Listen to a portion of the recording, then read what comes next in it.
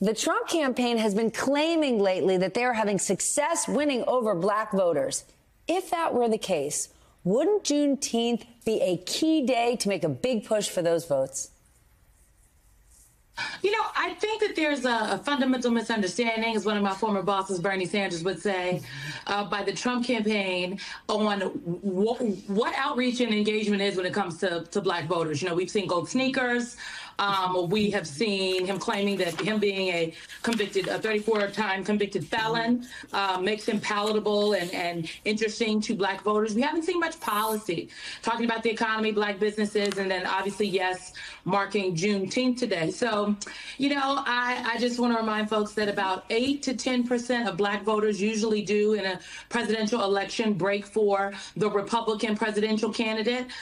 Donald Trump and his campaign are claiming that they are going to win a majority of black votes.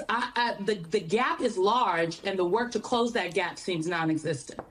Molly, today DNC Chair Jamie Harrison said Donald Trump is a lot of things, but he certainly isn't subtle. All of the cities he denigrates have one important thing in common: significant black populations. Yeah, and this has been his story ever since 2016, right? Remember, he went to war with Baltimore? I do. I mean, this is his trope. And look, you know, he is trying to give white people permission to vote for him, right? He's trying to say, I'm not as racist as you think I am. I mean, that's really what this is about. And remember, this is a person. Some think he's that racist, and they're down with it. Yeah, for sure. But there's some, like, permission structure stuff going on here. And look, this is the man who announced his presidency, remember, announced that he was running on the idea that Mexicans were rapists and some of them were very good people. I mean, this is where this comes from. Vaughn, his 2016 pitch, his entire pitch to black voters was basically, what do you have to lose? Give me a shot. He doesn't seem to be trying much harder than that at this point. You're actually on the trail with him. What is he doing? Number one, with every passing year, that message for him only becomes more cemented, right? What do you have to lose? You know, back in 2020, he received the most black support for any Republican nominee in decades. And for him, that's affirmation that, you know, he was making progress, right? Whether folks want to believe that that's the case or not, Donald Trump is ingrained in his head that he is the best for everybody. And, you know, you'll go back to, we were referencing Baltimore. He's the grievance candidate. And so he's saying, you've got stuff to be mad about, I'm your guy. Right. And he is making the case. Look, it was 8 years ago that he went on the attack against John Lewis. Right. And saying that Atlanta is falling apart and that he should spend more time focusing on his home district, right? To what extent does Donald Trump suffer the repercussions of comments like that? Or does he feel like he can go into a place like the Bronx and go, if in his hearts of hearts, if you believe Donald Trump, believe if you go and articulate a message that you guys are doomed, you guys don't have great lives because of the Democrats? For Donald Trump, that's a much easier message to communicate than actual substantive policy arguments in a lot of ways that I think the Democrats struggle oftentimes to articulate, because it's frankly a little bit more complex than Donald Trump's message to black and brown communities of, it would be better with me. What do you think of that? Because Trump goes to aggrieved communities, whomever they are, and says, doesn't this suck? And some of them start to go, yeah, it does. Yet he doesn't deliver them a policy solution to make it not suck. Right. Well, I'm being very articulate here. No, but you're right. And there's very little policy in any of Trump's stuff, right? I mean, the Republican Party basically gave up policy in 2020 when they said they weren't going to have a policy platform.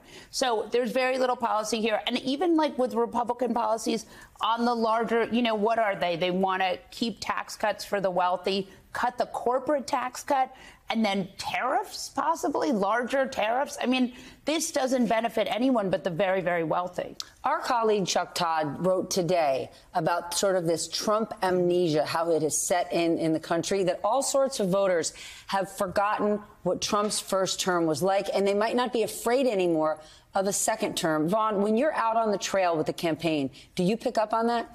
And, you know, it's not just Donald Trump. Yes, to answer your question, it's not just Donald Trump that says, you know, wouldn't you like life to be like it was 4 or 5 years ago? It's also voters that go and articulate that message. I think a large number of them are echoing Donald Trump's.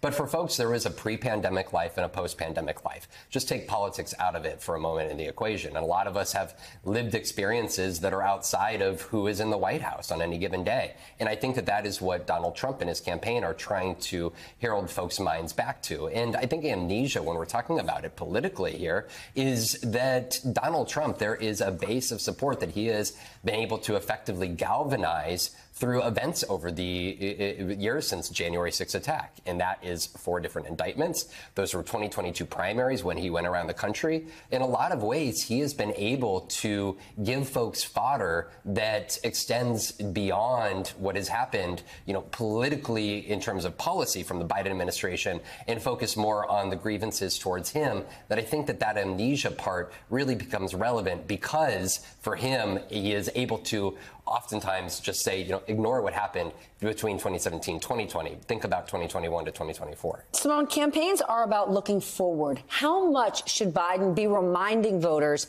about what life was like in a Trump White House?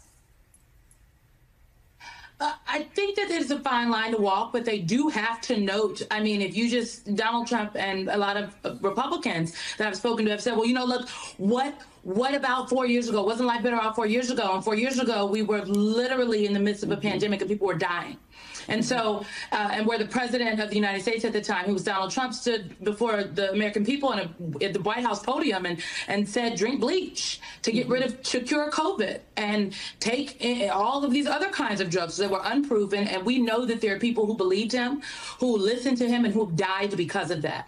So, yes, they do need to remind the American people when Donald Trump says it was so great when I was president, this thing over here, i.e. the pandemic that we all lived through, he cannot X that out of his presidency. But also they have to, and I believe they have on the campaign trail, been talking about the future, specifics though, like housing, dealing directly with folks' current economic conditions. Housing is if you talk to people, housing is the biggest issue for them. The rent is too damn high. It is utterly out of reach to purchase a home for many people right now, even the thought of it, because of interest rates. And so you have heard the Biden-Harris campaign and their surrogates when they're out in communities. They don't do it on television, which I don't know why, Stephanie, because I feel like they need to do a little more on TV and what they do in the streets. But when they are out there talking to voters, they are talking about these very specific issues. We talk about policies for Black voters, Black businesses, what the administration has done, but the gaps and what they would like to do. And those are things that I think if people hear more of, that is a message coupled with their organizing efforts that can move people to the polls. New topic, Simone. Our own Ken Delanian is reporting that the feds don't have a plan in place to alert voters about deep fakes or disinformation that is coming from inside the U.S.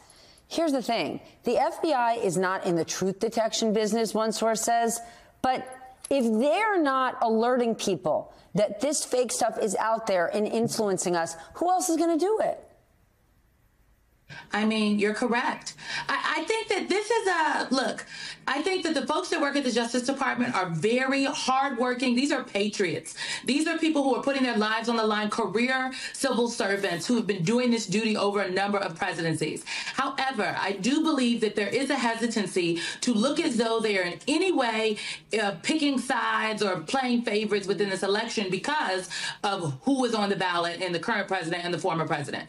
But when it comes to deepfakes, when it comes to disinformation, it is real. And if people are not being confronted with the facts that there's not an active campaign to root out these operations, we're going to see things similar to what we've seen in every single election in the last 2 presidential elections. Misinformation and disinformation has played a role. It is happening right now, and the deepfakes are new technology that the FBI and the Justice Department, they do have the ability to put together a task force, warn folks about, and I absolutely think it's necessary. All right, well, here's something real and really alarming. YouTube is now a growing share of where Americans are getting their news, and there's a new study out that shows its algorithm prioritizes right-wing and Christian content.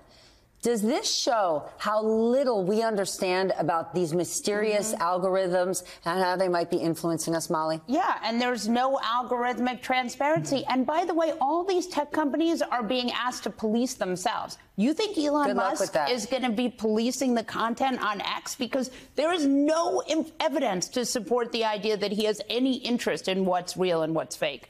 And that's going to be true. And Facebook, you know, I mean, all of these tech platforms are really on the honor code, which is insane. And I do think there's a place, you know, for the DOJ to get more aggressive, to try to, you know, moderate content, and also for there to be some legislation from Congress. YouTube is nearly 10% of what we watch on TV. Simone, how big of a deal is it?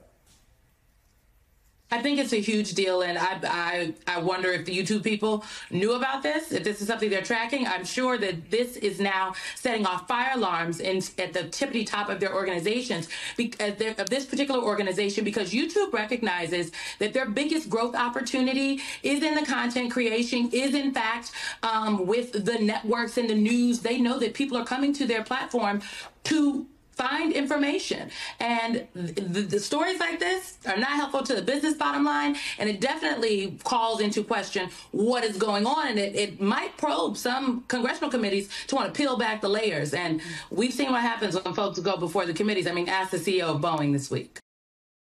Lies. We do not have open borders. Donald Trump, though, he is not the only Republican spreading fear about immigration at the border. Right there, his allies are wasting no time echoing the former president. But there is a new report out. They're not talking about it. And it tells a very different story about immigration and most specifically our economy. According to the latest data from the Congressional Budget Office, increased immigration to the U.S. is expected to drive economic growth, boost federal revenues, and shrink deficits over the next decade, something Republicans traditionally would like. So let's discuss. I want to bring in Victoria DeFrancesco Soto, Dean of the Clinton School of Public Service at the University of Arkansas and an MSNBC political analyst, and Tim Miller, host of the Bulwark podcast and the former communications director for Republican Jeb Bush. Victoria, immigration has become a lightning rod issue.